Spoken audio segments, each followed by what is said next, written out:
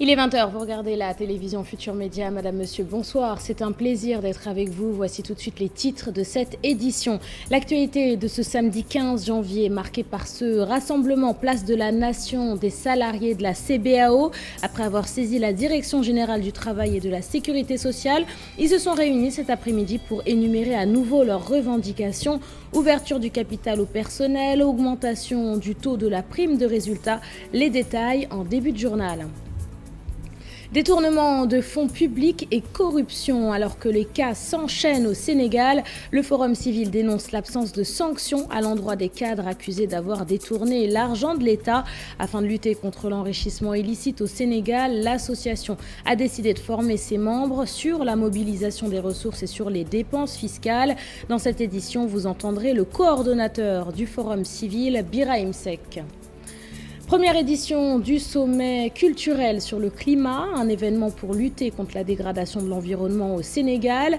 Objectif, sensibiliser à travers des œuvres artistiques. À l'origine du projet, le chanteur Idrissa Diop que vous voyez sur ces images, il s'est exprimé au micro de la rédaction.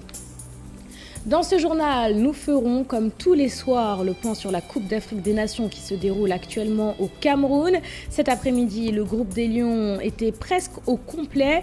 Testé négatif au coronavirus, Idrissa Gana a pu participer à la séance d'entraînement. Nous ferons également le point sur ce début de compétition avec l'ancienne internationale Elhadji Diouf. Voilà pour les titres de cette édition. Restez avec nous, le développement c'est dans une poignée de secondes.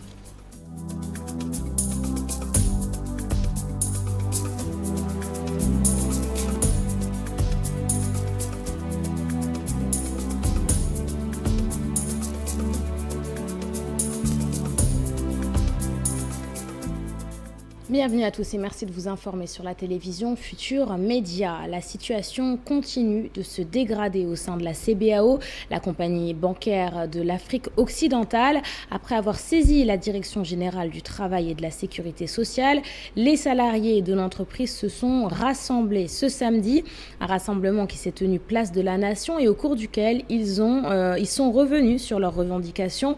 Selon le collège des délégués, la direction de la CBAO ne montre aucune intention sincère de vouloir prendre sérieusement en compte leurs revendications, des revendications qui comprennent entre autres l'ouverture du capital au personnel et le relèvement du taux de la prime de résultat. Je le disais en titre, détournement et actes de corruption annoncés dans plusieurs sociétés publiques. Pour le Forum civil, la lutte contre l'enrichissement illicite doit passer par la formation. En conférence de presse, Birahim Seck et ses camarades sont également revenus sur l'embargo au Mali suite aux sanctions de la CEDEAO. Abdourahmane Diallo et Mamadou Gueye. Le Forum civil dénonce la malversation financière notée ces derniers temps au Sénégal. Il est quand même incompréhensible que des personnes se décarcassent pour mobiliser des ressources, que des organisations de la société civile se mobilisent également pour accompagner le gouvernement et à côté, qu'on se rend compte qu'il y a une impunité qui est favorisée par un laxisme ou bien même par la neutralisation de certains corps de contrôle ou bien certains corps de contrôle internes au niveau des administrations. Toutes les sections de cette organisation de la société civile sont réunies à Joal pour être capacitées sur plusieurs thèmes. Pour les capacités sur les techniques de mobilisation de ressources. Nous allons également continuer à les capacités sur les dépenses fiscales. Nous allons également continuer à les capacités sur les flux financiers illicites. Nous allons également profiter pour les capacités sur des moyens de prévention, de prévarication des ressources publiques à travers un instrument qu'on appelle la déclaration de patrimoine, mais également à travers l'instrument qu'on appelle le parquet national financier. Le Forum civil déplore aussi la fermeture des frontières sénégalaises aux Maliens. La fermeture des frontières aura une conséquence néfaste sur la mobilisation des ressources. Et c'est incompréhensible que le Mali nous permet également d'engranger beaucoup de ressources. Nous sommes dans un contexte de mobilisation des ressources et que l'État du Sénégal se permet de fermer les frontières. C'est quand même incompréhensible. Peut-être le gouvernement a une autre stratégie, peut-être de s'endetter, ce qui n'est pas du tout souhaitable au niveau du Sénégal. Birahim Seck et ses camarades disent ne pas être en phase avec la décision de la CEDEAO sur l'affaire du Mali. Et puis, secteur du tourisme et de l'hôtellerie à Ziguinchor, des syndicalistes ont organisé une conférence de presse pour dénoncer le non-respect du code du travail par les promoteurs hôteliers. Les responsables du syndicat national des professionnels de l'hôtellerie pointent du doigt l'existence de plusieurs résidences hôtelières qui opèrent dans l'illégalité. Le secrétaire général du syndicat est au micro de notre correspondant Boubacar Diassi. Je vous propose de l'écouter. Les codes du travail et les conventions interprofessionnelles et les codes du travail sont demandés à chaque entreprise. S'il y a 11 travailleurs, il faut élire un tutélaire, un suppléant. Ça, c'est obligatoire. Mais ici, jusqu'à Cap Skirring, on a vu beaucoup d'hôtels qui ont refusé d'organiser des élections de délégués personnels. On a demandé à l'inspecteur régional du travail de veiller dans ce domaine-là. Parce que ce n'est pas normal qu'un établissement hôtelier qui a 41 ou 42 ou 100 effectifs refuse d'organiser des élections de délégués personnels. Il y a aussi les résidences. Les résidences, il y a beaucoup d'étrangers qui sont de résidents ici au Cap Skirring. Dans ce domaine aussi, on a demandé au ministre inspecteur du tourisme de vérifier sur le terrain parce qu'il fait du commercial. Lui, le logement n'engage pas de personnel. Il y a des gens qui payent même 30 000 francs par mois. Ça, c'est pas sérieux du tout. Donc, si je prends précis vraiment, même le préfet a compris qu'il y a certaines résidences quand même qui font n'importe quoi. Donc, il faut aussi veiller sur la sécurité des travailleurs. Mise en service du pont à péage de Foundiougne. Alors que le plus grand pont du Sénégal est prêt à être emprunté, des travailleurs en fin de contrat sur le site réclament des indemnités. Regroupés au sein d'un collectif, ils sont 280 à soutenir que l'entreprise Cœur-Cher Moma refuse de leur verser leur indemnité de fin de contrat qui s'élève à 7% de leur salaire mensuel.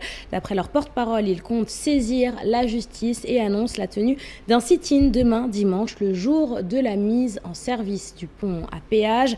Écoutons leur porte-parole, il est au micro d'Aminata Goudiaby.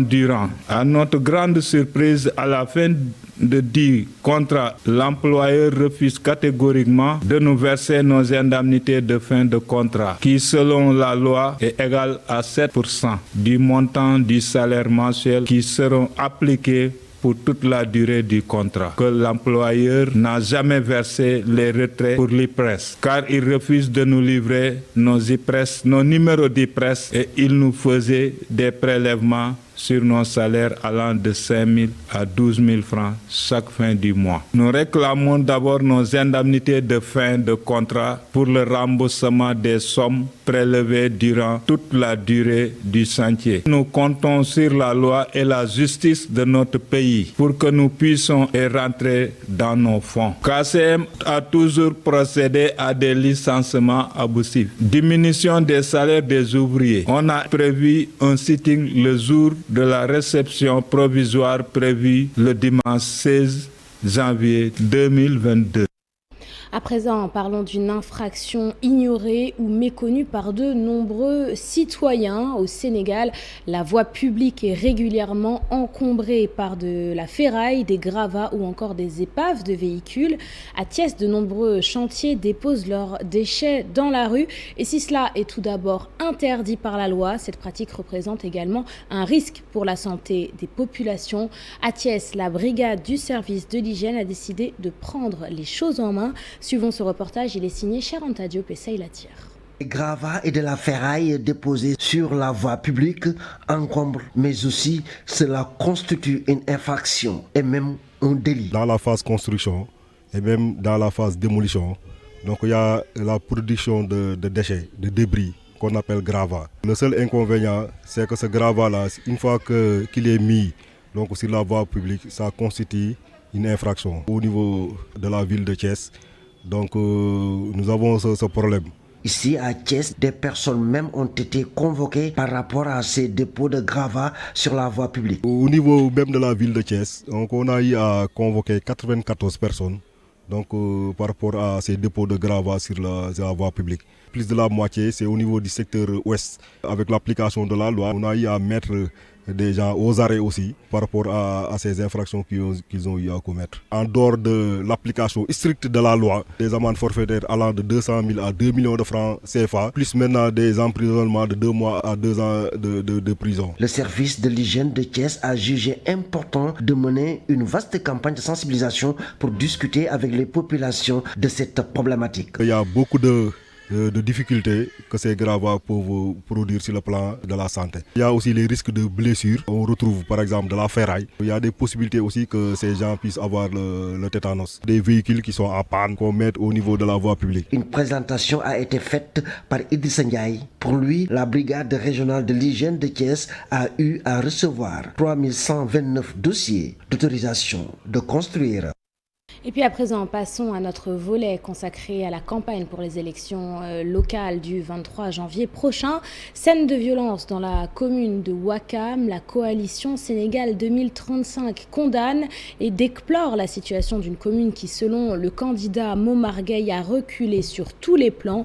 Le président de l'association SOS Littoral fait face au maire sortant de Ouakam, Samba Bathily Diallo. S'il est élu, il s'engage à mettre Ouakam sur les rails de l'émergence. Alassane et Amadouba.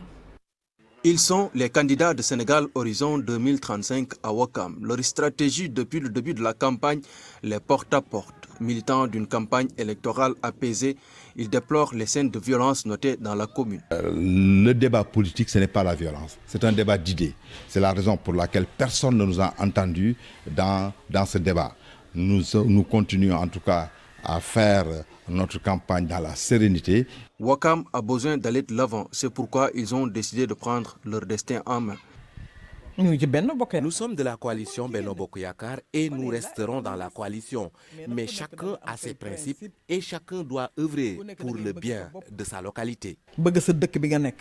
Que ce soit sur le plan de l'éducation, de la formation, de l'assainissement, de la santé, de la culture, du sport, Sénégal Horizon 2035 Ouakam ne veut ménager aucun effort pour la matérialisation de ses ambitions. Il y a des quartiers de Ouakam, par exemple la cité Avion, qui polarise plus de 70% de la population wakamoise. Il n'y a pas d'école. Notre objectif est de construire une école, d'abord une école primaire au niveau de la cité Avion. Une école de 12 classes. Il y a aussi la formation professionnelle. Ouakam a la chance d'abriter un centre de formation professionnelle. Mais ce centre offre des formations dans le domaine de l'action sociale. Nous allons offrir d'autres types de formations. Notre première mission, c'est de faire de telle sorte que les ressources de Ouakam soient bien collectées pour qu'au moins à terme, qu'on mette en place un budget moyen entre 3 milliards et 4 milliards pour prendre en charge, donc, accompagner en tout cas les compétences que l'État a transférées à notre collectivité territoriale. Au-delà de ces promesses, il compte construire un stade fonctionnel une fois élu, mais aussi de tenir chaque année un comité de développement local. Candidat pour la mairie de Boké-Dialoubé dans le département de Podor, le ministre Abdoulaye Daouda Diallo appelle les électeurs au calme pour des élections sans violence ni débordement. Persuadé de remporter les élections du 23 janvier prochain, il s'est exprimé au micro de notre correspondant Ali Bandelian. Notre ambition, bien évidemment, c'est d'aller au-delà quand même des 95%. L'esprit, il est clair, vous le savez, il est là, à en juger cet accueil particulièrement important, qui n'est pas une première. Je crois qu'à chaque fois que je viens au village dans les grands moments, disons la commune de façon générale et le département, donc se mobilisent pour montrer l'hégémonie du parti et dans la commune et dans le département. Donc il n'y a pas d'inquiétude particulière. Naturellement, comme je l'avais dit, je le confirme, Podor, la commune de Boké, ont été, resteront et seront toujours donc un titre foncier, disons, de l'Alliance pour la République. Je pense que la violence, en tout cas, n'a pas sa place dans l'arène politique. De toute façon, nous, au village, comme dans le département, on ne le connaît pas. Et je ne pense pas que cela soit de mise ici. Et j'appelle dans tous les cas tous les responsables et les autres candidats, donc des autres structures de l'opposition, à faire preuve de dépassement, mais surtout comprendre que c'est des moments politiques qui vont passer. Après le 23, nous serons appelés à vivre ensemble, à rester ensemble. Donc je ne vois pas pourquoi cette violence peut avoir sa place dans ce que nous sommes en train de faire. D'autant plus que ce n'est pas par la violence qu'on arrivera à gagner des voix ou en tout cas à faire perdre, disons, quand même un candidat. Et on passe à la culture avec la première édition du sommet culturel sur le climat, un événement pour lutter contre la dégradation de l'environnement au Sénégal. Objectif, sensibiliser à travers des œuvres artistiques. À l'origine du projet, le chanteur Idrissa Diop. Plus de détails, c'est avec Pape Faraning et Amadou Ba.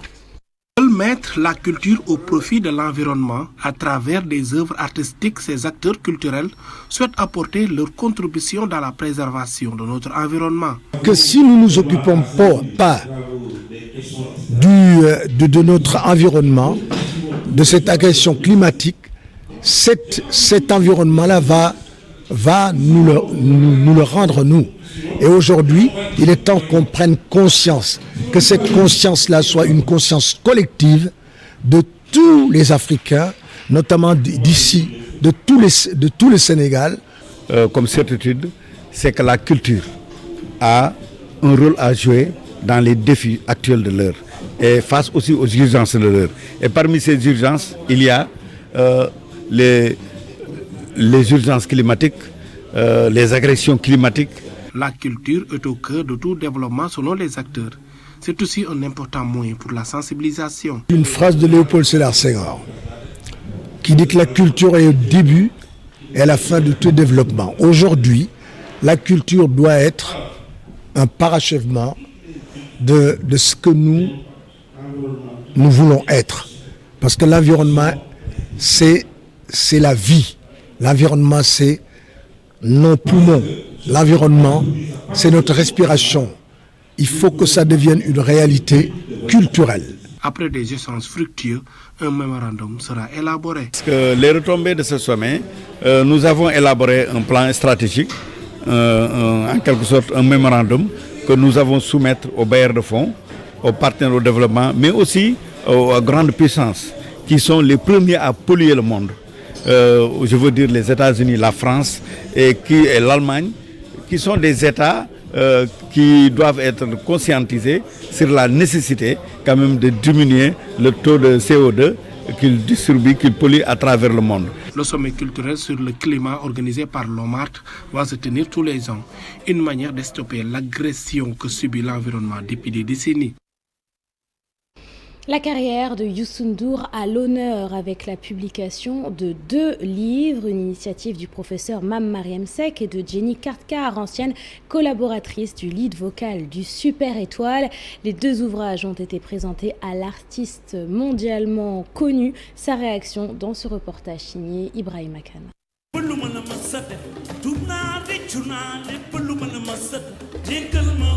La richesse de son répertoire n'en finit pas d'impressionner. Youssou N'Dour et sa musique, une source d'inspiration intarissable pour le docteur Mame Mariam Seck, en atteste son nouvel ouvrage intitulé Youssou N'Dour, une icône culturelle et un leader dans le plaidoyer social. Ce qui m'a inspiré finalement, c'est un cours que j'avais l'habitude de donner aux États-Unis à mes étudiants de l'Université de Caroline du Nord sur la culture et la société sénégalaise.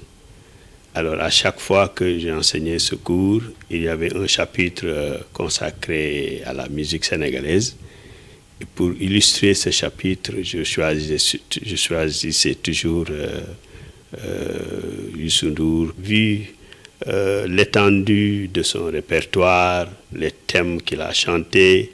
Il n'a rien laissé de côté. Donc je me suis dit, finalement, on peut apprendre sur le Sénégal, sur la culture sénégalaise, sur la société sénégalaise, à travers les chansons de Youssou N'Dour. C'est très intéressant parce que la vie, c'est une chaîne. Je pense que quelque chose peut partir d'ici et se joindre à une autre chaîne. Et donc, notre pays a beaucoup de facettes vraiment très, très, très, très importantes, qui sont les fondamentaux. Et j'essaie toujours, avec mes chansons, de toucher à toutes ces choses-là parce que je la vis. Et il est parvenu vraiment à faire un album sur mon parcours. Et je voudrais le remercier. Et je mesure le niveau. À l'instar du professeur, d'autres ont également mis en exergue l'œuvre grandiose de la mégastar, notamment Jenny Kakat, une ancienne collaboratrice de l'Homme, avec un autre livre intitulé Notes d'Afrique, un voyage musical avec Youssou N'Dour. L'objectif était d'abord de présenter le parcours exemplaire et iconique aussi, on dit, de Youssou N'Dour, mais aussi d'essayer de rassembler tous les éléments, histoires sociaux de la culture sénégalaise, la culture de la musique africaine et toutes les choses qui sont liées à la construction de sa musique et ses partenaires aussi. Les deux ouvrages sont déjà disponibles. Celui du professeur Mamaram Seck sera bientôt imprimé en version française. Deux ouvrages qui en disent long sur le parcours émérite de Youssou N'Dour, mais également sur la richesse de son répertoire.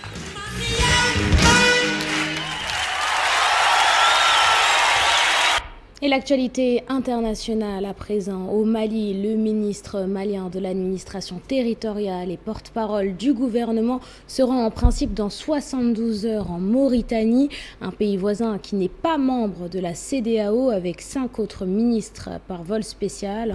L'objectif du déplacement du colonel Abdoulaye Maïga est double: voir comment contourner l'embargo qui frappe le Mali, pays enclavé, et envisager d'utiliser à l'import comme à l'export les ports mauritaniens.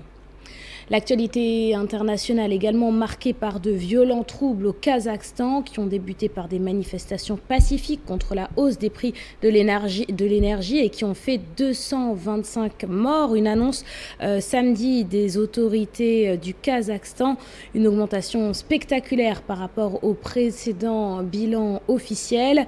Pendant l'état d'urgence, les corps de 225 personnes ont été admis dans les morgues, dont 19 étaient des agents de force de l'ordre et des militaires, a déclaré Sérik Chalabaev, un représentant du procureur général, lors d'un point de presse. Direction le Cameroun, où se tient actuellement la Coupe d'Afrique des Nations. Le groupe des Lions presque au complet cet après-midi lors de la séance d'entraînement au complexe Taguidor de Bafoussam. Idrissa Gana, testé négatif, a pu participer à cette séance d'entraînement. Edouard Mendy et Kalidou Koulibaly ont eux été récemment guéris du Covid. Ils se sont donc entraînés à l'écart du groupe. El Diouf, l'ancienne internationale sénégalaise, est actuellement au Cameroun aux côtés de l'équipe nationale de football. Il en a profité pour donner son avis sur les 2 premiers matchs de la sélection. Direction Bafoussam avec nos envoyés spéciaux Mamadou Ndiaye et Ahmed Niang. Les Lions ont effectué une séance très détendue cet après-midi au lendemain du match nul face à la Guinée. 0 but partout. Les titulaires à la veille ont effectué une séance de décrassage de quelques minutes.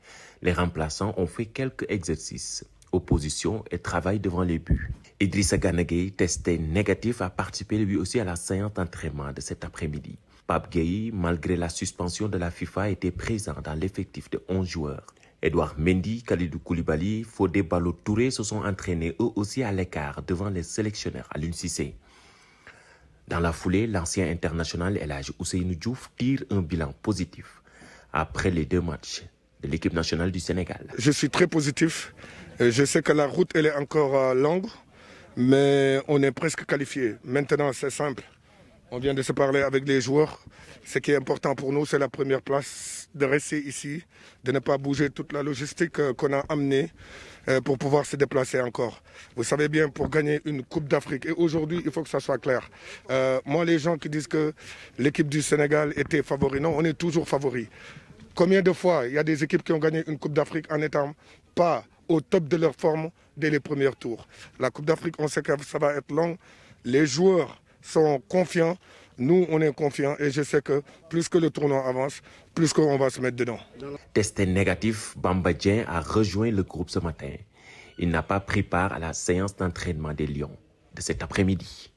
Et nous restons avec cette Coupe d'Afrique des Nations et la deuxième journée du groupe D avec le Nigeria qui s'impose face au Soudan sur le score de 3-1. Le deuxième succès de l'équipe qui le qualifie pour les 8e de finale de la compétition. Retour sur le match avec Chersadi Boudiara. Le Nigeria est qualifié pour les 8e de finale de la CAN Cameroun 2021.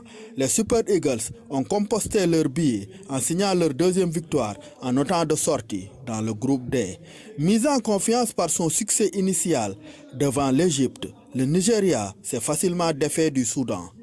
Pas de round d'observation, l'attaquant Samuel Chukwueze ouvre le score dès la 3e minute. Une ouverture du score suivie d'une domination concrétisée par un deuxième but signé Taiwo Awoniyi juste avant la pause à la 45e minute. Comme à la première période, Moïse Simon tue tout suspense de retour au score du Soudan. Il marque le 3e but nigérian à la 46e minute. Une large avance qui pousse les protégés du sélectionneur Augustin Eguavoen à lever un peu les pieds. Le jeu s'équilibre, les Soudanais se montrent plus dangereux et finissent par obtenir un penalty. Il est transformé par Walieldine Khedr à la 70e minute. Plus rien ne sera marqué après. Le Nigeria s'impose 3-1, synonyme de ticket pour les 8e de finale.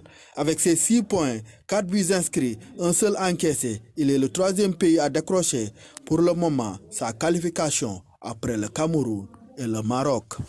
Et puis nous restons en football avec ce communiqué de l'Olympique de Marseille selon lequel l'Olympique de Marseille et son joueur, M.